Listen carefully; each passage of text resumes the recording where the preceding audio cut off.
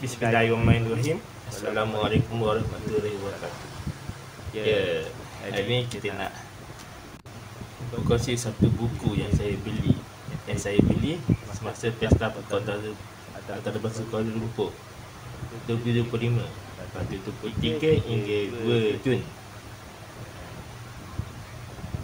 Tajuk biasa je, tetapi kandungan luar biasa. Inilah dia, sajian berasaskan ubi keladi dan ubi kayu. Sumber karbohidrat alternatif. Dia berkaitan mati. Dia betul, dia bukan cinta, dia bukan rela, tapi buku masakan.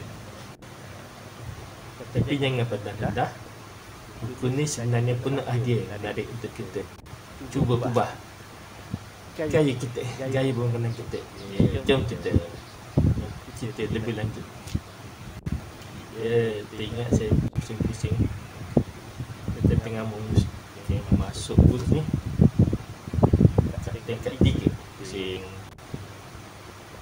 geruai makanan, geruai buku, geruai makanan panjang. Tiba-tiba ada satu buka luar saya masuk ikon kemah besar, masuk geruai, masuk pusing-pusing. Wah, madi pun ada. Saya tak ingat RM5 ke RM10 ke RM20. Kami kali saya selak tak ada tengok pasal itu kamera. Saya selak ada dalam satu dia terbagi kepada dua, ubi kredit dan ubi kayu. Ubi kredit dari sini dia ada 1, 2, 3, 4, 5. Ubi kayu pula 4 saja. 4 saja. Jadi apa beza ubi kredit dengan ubi kayu? Ubi kredit maksudnya apa? Ubi kredit merupakan makanan ubi yang dijadikan makan utama atau cabangan. Asalnya dari Amerika Tengah dan Selatan.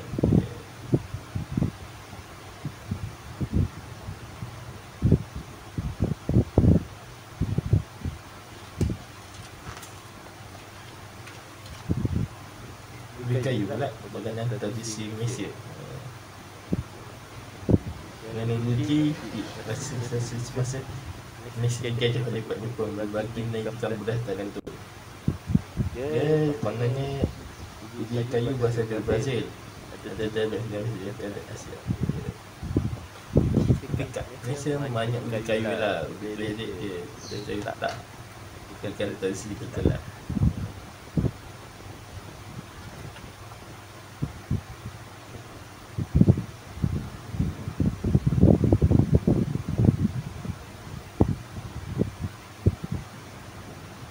Dan ubi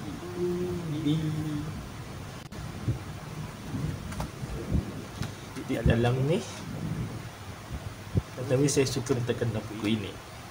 Dia memutabakkan hasil tempatan ubi kredit dan ubi kayu yang kita selalu anggap sebagai mengapa pun, tetapi tengok resipi dalam buku ni baru saya sedar rupanya ubi ini sangat seberguna.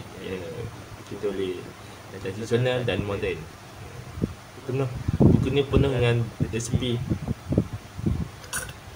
tradisional dan moden. Contohnya keroket ubi kredit, sup ubi kayu. Ubi kayu dia juga sup. Kek kukus ubi kayu, pai, cucur dan pencuci mulut. So atau buku ini kemas, senang nak ikut jejak resipi, diceritakan gambar, bahan dan langkah demi langkah. Serta dengan nilai pemakanan. Karbohidrat berapa gram, karbohidrat lemak berapa gram, gula berapa gram, semua sekali lah. Bukan sekadar untuk isi rumah saja, untuk masak, tapi seorang makanan kecil pun boleh dalam buku ni sebagai mencipta panduan. Dijadikan buku ni sebagai panduan mencipta produk baru makanan. Yang menariknya, buku ni membawa mesej yang besar. Penggunaan semua makanan alternatif ketika beras dan gantung kita semakin mahal, mengapa kita tidak memahalkan hasil bumi kita sendiri? Tanam pun senang, tanam kat tepi parit pun boleh. Saya tepi banyak ubi kayu ke ubi kredit lah, ubi kayu. Ya, kesimpulannya pendek kata, kita tengok dalam buku ni,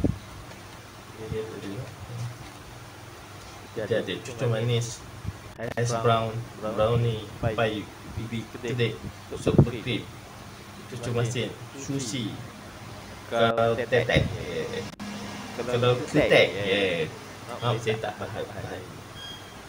Dan hash brown.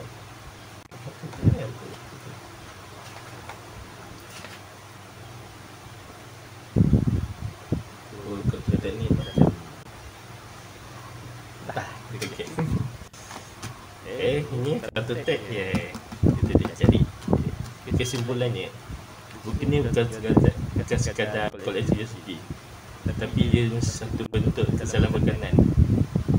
Akan untuk kita kembali kepada sumber asli dan untuk menyeimbangkan kos dapur.